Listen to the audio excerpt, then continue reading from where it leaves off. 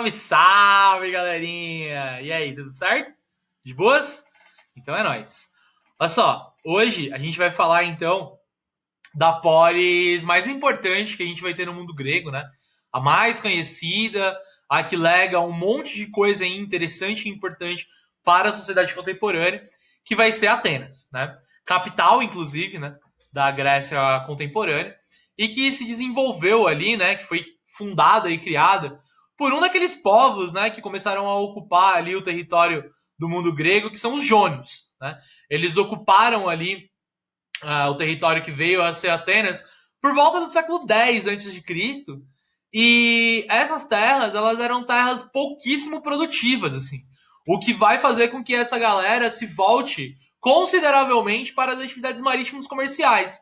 Então a gente pode dizer que nos primeiros 5 séculos de ocupação ali do século V a.C., desculpa, do século X a.C.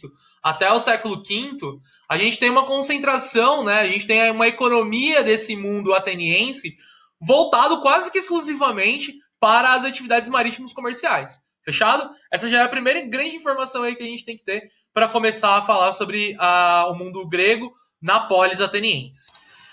Conforme o desenvolvimento vai ocorrendo ali em Atenas, a gente vai ter por volta do século VIII a criação, né, de uma organização política de Estado bastante aristocrática, né? No sentido de que você tem um grupo que enriquece muito por causa das atividades marítimas-comerciais, dominando o mundo político daquela região. Essa galera, né, ela vai conseguir ocupar as poucas terras férteis, né, que Atenas vai ter. E nesse sentido, então, vai ser criada uma aristocracia. Aristocracia, né, vamos relembrar, é um conceito que a gente usa para falar de um governo controlado por poucos. E esses poucos, eles vão ter o direito, né, de controlar esse estado, esse mundo político, pela sua condição social. Então a gente tem no mundo ateniense entre, né, o século VIII até ali, né, meados do século quinto, né, uma espécie de aristocracia dominando ali esse mundo grego, tá certo? Esse grupo, né, de privilegiados aristocratas, eles eram conhecidos como os arcontes. E eles tinham todo o domínio do mundo político, social e econômico de Atenas nesse período. A gente está falando desses arcontes que eram as pessoas que tinham o dever de comandar o exército e de organizar as leis na polis ateniense. Então, essa galera, por ser bem nascida, por ter as melhores terras, elas tinham todo o controle do mundo político em Atenas. Por isso que a gente chama esse modelo político de uma aristocracia, né? Uma aristocracia no poder. Fechado? Esses arcontes, então, eles só poderiam chegar a essa posição se eles tivessem terras e escravos. Portanto, tá aí então essa ideia de uma aristocracia, né? Esse modelo, então, ele obviamente é um modelo extremamente excludente, né?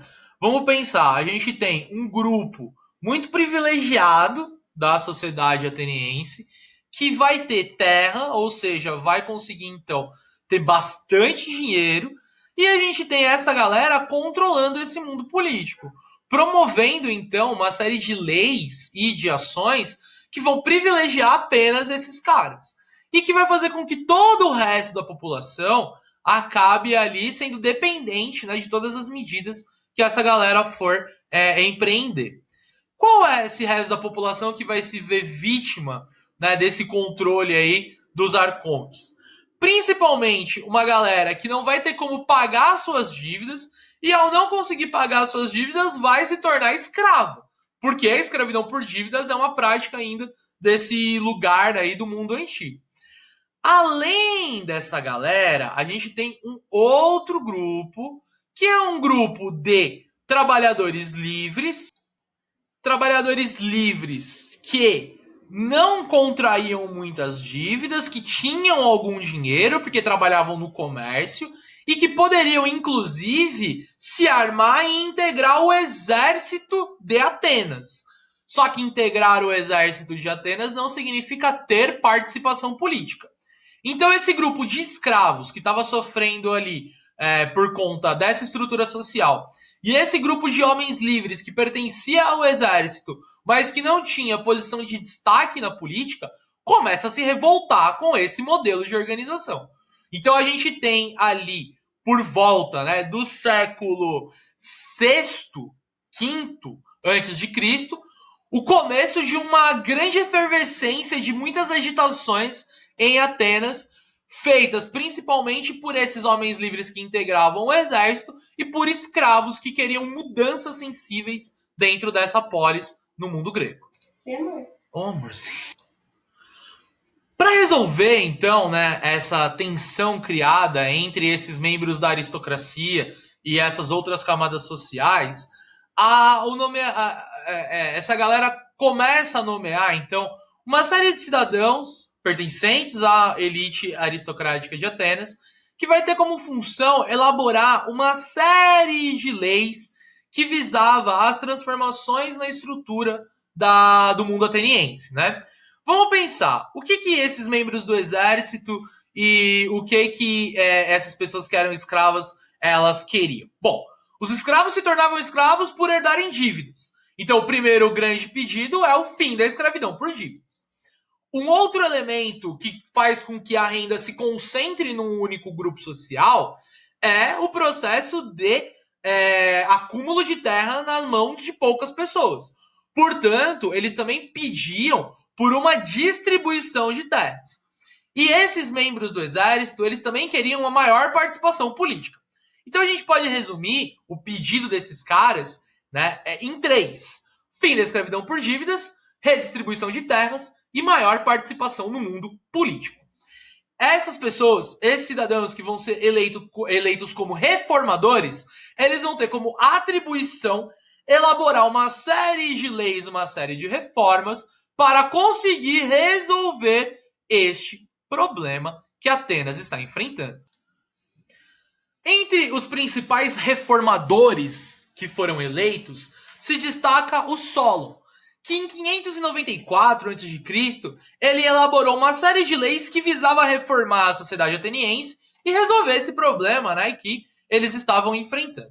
Por isso, o Solon ele vai criar uma lei que vai acabar com a escravidão por dívidas. Então, um dos pedidos está resolvido aí nesse sentido, certo? O fim da escravidão por dívidas vai agradar muito a classe dos escravos. Porém, o Solon ele vai dividir os cidadãos em grupos censitários. Você vai ser dividido, então, por aquilo que você tem. Isso vai acabar com o problema da divisão social, principalmente entre as pessoas que tinham terras e podiam participar da política e as pessoas que trabalhavam com o comércio, não tinham terras e não podiam participar da política? Não vai acabar. Então o problema persiste. Estão entendendo? Além disso, o Solon ele vai definir a participação dos cidadãos no exército e nas magistraturas. Isso vai criar um outro problema, porque agora para você participar do exército, você precisaria também ter terra. Isso vai fazer com que essa galera fique extremamente crítica às reformas implementadas pelo Solon. Uma vez que essas reformas não agradam, ocorre ali então o surgimento de uma outra figura importante do mundo ateniense, que é o Pisistrato. Ficou conhecido como o primeiro e único tirano do mundo ateniense. Ele vai realizar todas aquelas medidas que iam agradar as camadas mais baixas da população ateniense. Dá só uma sacada do que esse cara radical faz. Ele realiza a reforma agrária em Atenas, ele realiza obras públicas para melhorar a qualidade de vida das pessoas, ele vai incentivar as artes e ele vai prestigiar as festas esportivas e religiosas nesse mundo. Tudo isso agrada muito as camadas mais baixas. Mas e aquela aristocracia? Ela vai ficar agradada? Ela vai se sentir agradada por essas reformas?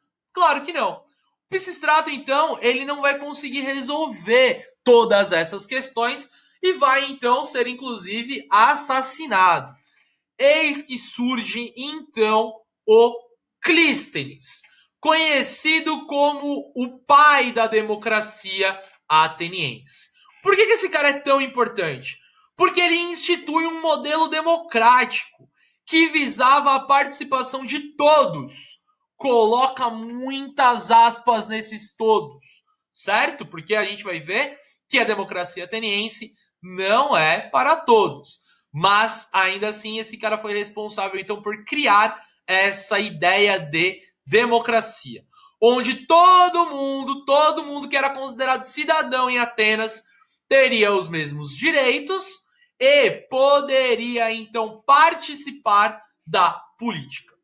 Posteriormente, o grande Péricles, não é o sambista, é um outro Péricles. Por que o Péricles, então, ele é tão importante pra gente? Porque ele vai consolidar esse conceito de democracia, criando a isonomia, ou seja, todo mundo é igual perante a lei. Aspas. Vamos ver quem é esse todo mundo aí. A isegoria, ou seja, a igualdade de direito ao acesso à palavra na Assembleia. Todo mundo que participa da Assembleia, então, poderia ter direito à palavra, percebem? E por fim, a isocracia, igualdade de participação no poder. Com isso, a democracia ateniense ela vai entrar no seu auge. E Atenas, em contrapartida, ou como uma consequência, também vai entrar no seu auge. Por que ela vai entrar no seu auge? Porque com a chegada da democracia, todas aquelas tensões existentes em Atenas vão ser resolvidas. E aí o mundo ateniense, então, vai poder se desenvolver economicamente, culturalmente, politicamente, e é então a partir do século V a.C. que Atenas vive o seu auge. Agora, por que eu tô falando tanto de aspas aí quando a gente fala dessa ideia de democracia? Porque essa democracia não é para todos. Quando a gente olha o quadro social, né, da divisão dos grupos aqui em Atenas, a gente vê que aquelas pessoas que eram consideradas cidadãos, né, elas eram os homens adultos livres, filhos de pais e mães atenienses. No século V a.C., calcula-se que havia cerca de 30 mil cidadãos. Então, todo mundo que fosse um homem adulto, acima de 21 anos, filho de pais e mães atenienses, era considerado cidadão, independente da sua renda. Essa é a grande mudança criada pelo Clístenes, sacaram? Do mais pobre ferreiro ao mais rico proprietário de terra, todos os cidadãos podiam participar das atividades políticas. E como a gente viu ali na ideia, né, que a gente tem aqui da isogoria, todas as pessoas consideradas como cidadãs poderiam ir lá na Assembleia e falar a sua ideia. Por isso que a gente vê uma diferença muito forte entre a democracia ateniense e a nossa democracia contemporânea. Nós temos uma democracia que se chama representativa. A gente não consegue ir até a Câmara Municipal. Eu tô apontando para cá porque ela tá aqui, né? Atrás de um prédio que tem aqui na minha casa, tá a Câmara Municipal. Eu não posso entrar lá e falar aquilo que eu penso, certo? Tem espaços, é óbvio, né? Sempre tem os momentos em que a gente, enquanto cidadão, pode ir até lá para poder falar as nossas ideias. Agora, qual que é a regra? A regra é eu elejo, né, um representante daquilo que eu penso, e esse meu representante, seja o vereador aqui na Câmara Municipal, seja um deputado estadual aqui não, né, lá embaixo que eu não moro tão perto assim lá do Ibirapuera, mas seja um deputado estadual lá na Assembleia Legislativa do Estado de São Paulo, seja um deputado federal ou um senador, né, lá em Brasília, eu estou elegendo alguém que vai me representar. Percebe? Por isso que a nossa democracia ela é representativa. No caso da democracia ateniense, como que ela funciona? Ela é direta. Se eu sou um cidadão, mesmo que eu seja o mais simples e pobre ferreiro, eu vou até a Assembleia e tudo que está sendo discutido ali, eu levanto a mão e falo, ei, quero falar. Eu penso isso. E vai ser garantido o meu direito de falar nesta Assembleia. Percebem? Então, essa é a grande mudança criada pelo Clístenes e que vai resolver todas essas tensões sociais aí que Atenas viveu a partir do século VIII. Fechado? Agora, não é todo mundo que é considerado cidadão. Vamos ver o resto aqui do nosso quadro social, que ele é muito importante pra gente. Além dos cidadãos, que eram então, recapitulando, homens adultos livres maiores de 21 anos, filhos de pais e mães atenienses, a gente tem os metecos. Quem eram os metecos? Estrangeiros. Pessoas que vinham de outras polis, até mesmo de outros territórios, de outras regiões do mundo antigo. Essa galera não tinha o direito de participar da vida política. E também era vedado a eles o direito de possuir terras. Não importa se ele ganhou dinheiro. Em Atenas, ele não pode comprar terra. Percebem? Então, se eles não podiam comprar terra, eles se dedicavam basicamente ao artesanato e ao comércio. Essa galera estrangeira, então, não era considerada um integrante, né, do mundo político de Atenas, porque não era um cidadão ateniense. E por fim, os escravos. O Clístenes, ele mantém aquilo que o Solon criou, a abolição da escravidão por dívidas. Porém, Atenas tem uma camada significativa de escravos que eram prisioneiros de guerra. A escravidão em Atenas por dívidas é abolida, mas continuam existindo escravos, que são sempre prisioneiros de guerras, e os filhos desses escravos que eram prisioneiros de guerra.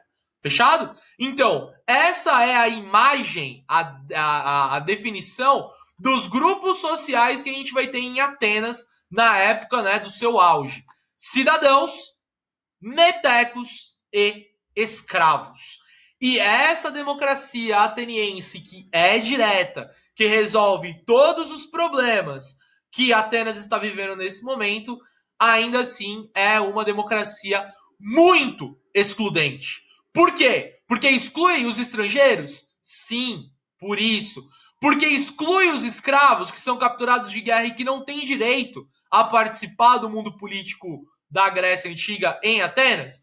Também, mas principalmente porque as mulheres também não eram consideradas cidadãs. Então, se você fosse uma mulher em Atenas, mesmo que pertencesse, mesmo que fosse então casada com alguém que tinha terras, ou casada com algum ferreiro, ou casada, enfim, com qualquer pessoa que pertencesse aos cidadãos, então ela teria, né, de certa forma, estaria dentro desse status social aqui.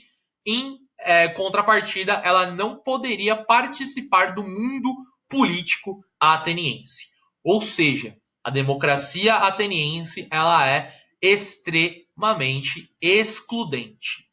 Fechado, galerinha? É isso então? Então esse é, né, uma videoaula para a gente destrinchar aí como que se organizava o mundo político em Atenas, pensando que a democracia surge nessa polis para resolver um problema, resolver todas essas questões que a gente viu se desenvolvendo nesse território.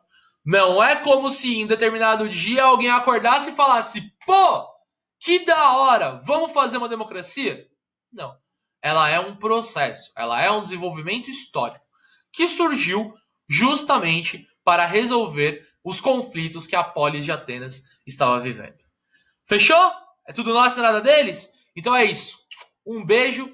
Ó, é importante conseguir agora fazer um lindo mapa mental para colocar todas as ideias e definir muito bem como estava organizada a polis de Atenas.